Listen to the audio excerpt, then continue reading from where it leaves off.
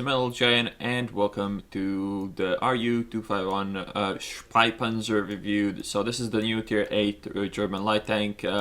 One of the best, can straight out of the butt that this is one of the best Tier 8 light tanks that I've ever played. I haven't played the American and the Russian one, but this seems to be better on paper, and it's proven to be really good in real life as well. So, as you might know already, I'm not the biggest fan of light tanks, and I might say some bullshit information here for like super advanced light tank players might disagree completely with me, but I'm talking out of my experience here, and I don't have that much of it, but as the experience that I have is quite positive of this light tank. I don't think there's a single person that said that this tank is bad, but just some gameplay tips I might give in light tanks might be slightly off the best potential thing you could do, but whatever. That being said, let's look into the armor. There's not really much to say. As you can see, everything is red. It might look good, but it's not really. I mean, 30, 25, 30, and so on armor. There's no armor here, so might as well not even bother looking at the gun mantlet. 54. You might bounce a low tractor over this, so that is something you need to be careful of. But when we look into what matters here, the stuff stats, comparing it to T54 Light. So first of all, aiming circle spread stats. Not really that, they don't really give that much away. The gun feels pretty good, it handles pretty well, and the mobility stats, power to weight 24.59, which is good, better than the light, but again, soft stats fuck it up a bit. It's still the fastest of all Tier 8 light tanks, I believe. I don't think the 3090 is faster, and any other light tank is faster either. Yeah, 3090 lags behind as well. And we compare it with this thing, which is quite fast as well, but again, much better power to weight, and the soft stats here are actually significantly worse, but I'm pretty sure this is faster in acceleration than WZ. That being said, pretty sure we can get into the replay and talk about the rest of the stats in the replays. So here we go, first game. Really good matchmaking for me, only 2 Tier 9 heavy tanks and Tier 9 Audi per team. Really good for RU251, and this kind of matchmaking you actually want to kind of play it as a medium tank, and you can easily do it because of the stats that I'm about to read out. So 1200 health, it's really good. We have never seen anything like that on a Tier 8 light tank before this patch.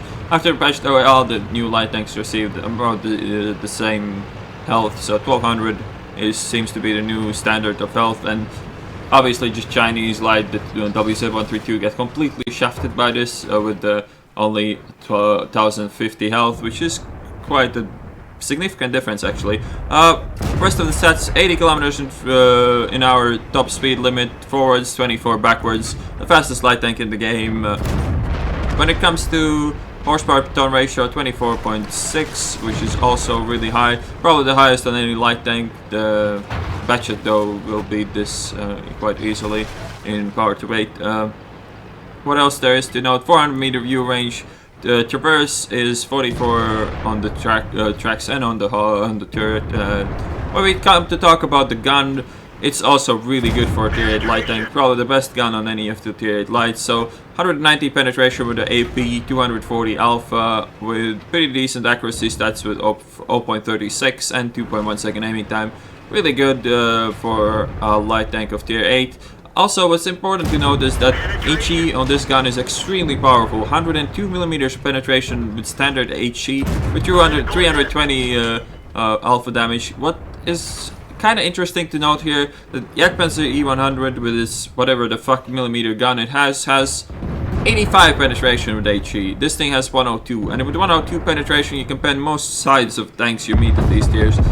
German super heavies and Russian heavies are going to be problematic with this space side armor, but if you see something really flat that you can shoot in the side and you know there's not a lot of armor there, or you just shoot someone in the back multiple times, low HE, you're gonna do way more damage, and it's quite reliable actually. It's just that you need to hit the flat surfaces to get penetrations with it. Reload time of this gun is extremely nice. Rate of fire is 6.68 rounds per minute with stock value, so stock reload would be 6.2. With a rammer and a good crew you could get it down to around 5 seconds, which is extremely good reload for Tier 8 light tank. And the DPM is quite sick actually. 2.3k stock DPM, that's better than on almost on any other tier 8 in the game. The only exception being the Object 416 that has way better DPM, but that being said, DPM on this is extremely good. Gun depression I forgot to show you in the garage, but important to notice that the gun depression to the sides is way better than in the front. It's probably like 6 or 5 in the front, and it is minus 10 on the sides. So you have to try to use the gun depression to the sides as best as you can. And that being said, I'm pretty sure that's everything that is important to note about the stats. So this game so far, I went in aggressive route to spot their light tanks or spot somebody other than the light tanks, but since the light tanks were right there, it was an easy spot for me to pick up, and then I just fucked off. I didn't want to engage light tanks on in that spot for sure, especially because it can get supported by other people. And obviously the kill shot on the Tiger B here misses, but as you can see, just be super annoying for the enemy team. Never engage somebody who's looking right at you, but always try to do damage wherever you can. I mean, this M103 should be quite mad at me. I mean, the amount of damage I'm done here for 3 is almost 2k. Fair enough, I shot the Tiger P quite a lot, but still, that should be super annoying. And that shot was just dirty. I mean, hitting that is ridiculously RNG, but just doing free damage here and basically abusing the fact that I'm fast enough to retreat before the enemies can shoot me, and whenever they're looking at me, I'm not looking at them, and I'm not gonna let them shoot me ever. So this is kind of how you want to play it. You want to be super annoying, you want to distract your enemies, you want to do damage whenever possible. Don't expose yourself too much though, because even though you have 1200 hit points, you should only use it when you don't have other options, and whenever you can avoid losing health, you should try to do so. That being said, this isn't really the standard matchmaking for this tank. You usually expect to see way more tier 9s and tier 10s in your games, but 190 penetration is actually quite enough to pen most of them when you at least use some flanking tactics and not just don't sit right in front of them. Pick up another kill here, just picking up free damage, killing distracted enemies, trying to get some shots in whenever I can, which is kind of how you should try to play this tank all the time. Obviously, you're not gonna get this kind of position every game. I mean, you have to be quite lucky for having such an enemy team that just don't want to pay any attention to you, and such a friendly team that puts up enough pressure for you to do free damage all day long. Minimal amount of spotting in this game, but this is kind of how the new light tanks work. Compared to this, actually makes the light tanks feel quite a bit more competent and competitive than any of the old light tanks really feel. I mean, you don't feel outgunned when you meet like a tier 8 or 9. You can still have a decent chance of winning against tier 8s especially. I mean, you can pretty much kill any tier 8 before it kills you with just the DPM and the health you have. The DPM on this is extremely nice, as I said before, and you have nice chances of dodging their shots with the speed or circling whatever if you find like a slow heavy tank and manage to track him. And now what I said about the HE is that 102 penetration is extremely generous for them to give you. And let's load HE and see what we can do. Have to shoot a flat part of the Jagdpanther's superstructure to pen it. Here we go. That was a penetration for sure. Let's try another one and see how much damage we can get. So 2 shots, almost 1000 damage on the Jagdpanther 2. Obviously it was an ammo rack, but still. So here's the end plate, 4280 experience with the double and premium count, ace tanker, shitload of tokens and high caliber, and a tier 8 light tank in a tier 9 game, because why not? Highest damage in the game as well, because hey, why not? 1400 base experience as well.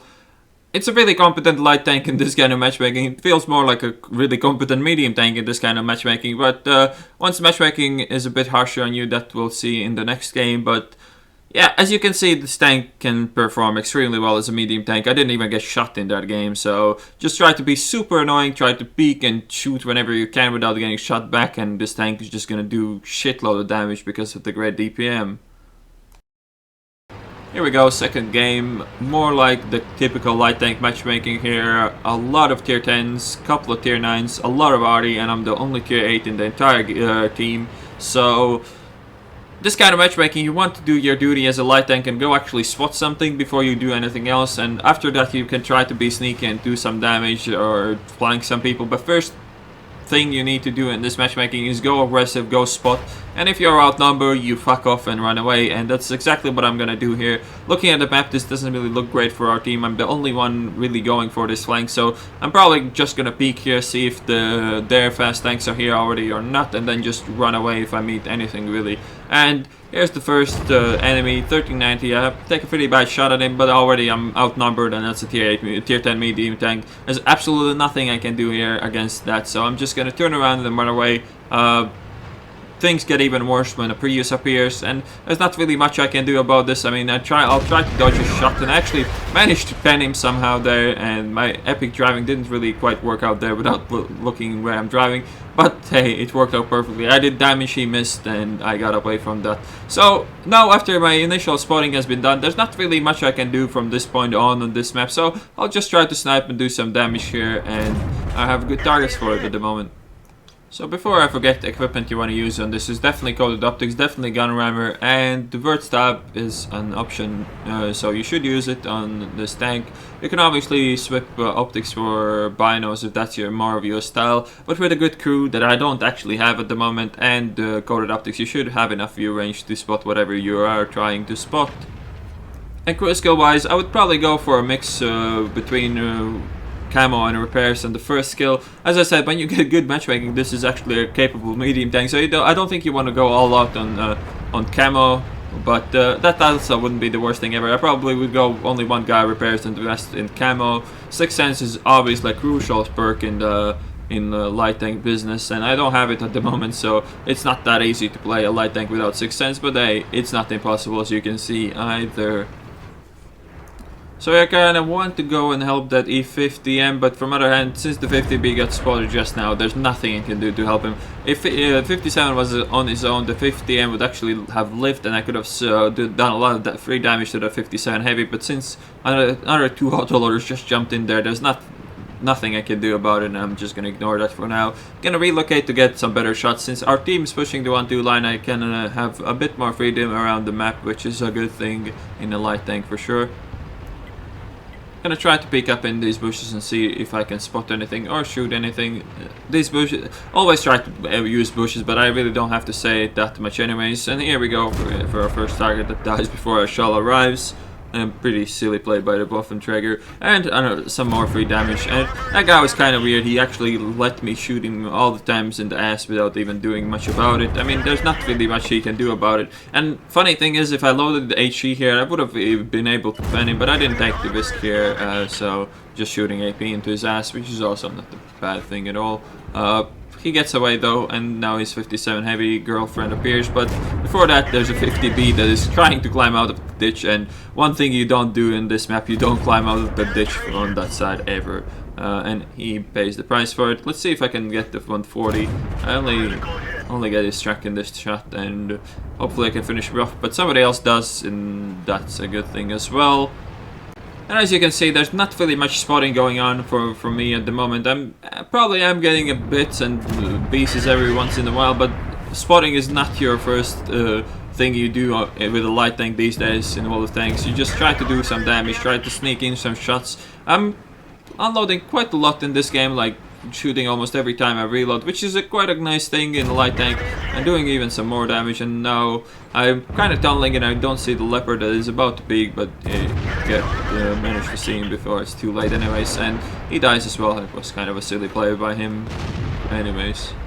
So now the map is open up quite a lot. There's not that many enemies even left alive, and this is where the light tanks become more powerful. You can move around the map, you can relocate to take out the threats you want to take out. In this game, there's not really that much threats left alive apart from the Arty. I am loading it. I'm going to load HE here really soon, though. Spotting a Rheinmetall will even encourage that even more. He fires at the 50B. This isn't really necessary to shoot him there, but hey, it's free damage for me, so I'll take it. 50B would have killed him before he reloads anyways. And just moving around some more and trying to get some kills, maybe on the Arty if I can get him. Arty can easily one-shot this thing. Every direct hit in the flat surface is gonna be a kill, most likely for them. If they hit the tracks or some observation device or the gun, I might live, or if they miss, they probably still can kill me with just the splash damage, because artillery, fair and balanced, right? yeah, there's not really much I can do to dodge them properly here, and Ari misses, takes more than half of my health off, but he didn't kill me, so I will kill him for sure here. And even when he was shot, my HE still did its purpose. I needed a high roll from AP or HE shot to roll average to kill that Ari. And that's why HE is so powerful in this thing. I would recommend to load quite a bit of HE. 5 shots for me seem to be enough. I don't really carry that much heat, but HE is really nice. Heat ban on this is also really good, so a good mix in ammunition is quite important in this tank as well. As I said, I wouldn't go too far out in the heat department, but HE is nice. It lets you do quite a bit more damage, especially when you get to shoot Rheinmetals or any of the Waffenträgers, or even 1390s. And if you hit the 1390 in the flat surface, 100 penetration is going to be enough. Just don't try to shoot heavy tanks, even like 5100 frontally. It's not gonna bend. Try to get the sides and asses of tanks. So here's the second set of end plates, 2154 experience without a double this time, only Confederate, the medal, and ace tanker obviously. 3375 damage done, 2.7k assistance, so quite a lot of assistance damage in this one compared to the last one. If you look into the team stats, didn't do the top damage in this game, the mouse and the enemy team got that over me, but yeah. RU251, definitely the best light tank at tier 8 I've ever played. It is quite close with the 1390, but the gun on this is just so much more reliable than the gun on the 1390 that it makes a huge difference. 1390 is better at obviously clipping other tanks and doing a significant amount of damage in short amount of time, but overall I think the RU251 is the best tier 8 light tank I have ever played. I hope you guys enjoyed this video, and I will see you on the next one. So here we go, playing on Northwest. Before the game starts properly, let's read through some quick stats. So 1600 hit points, it's about average.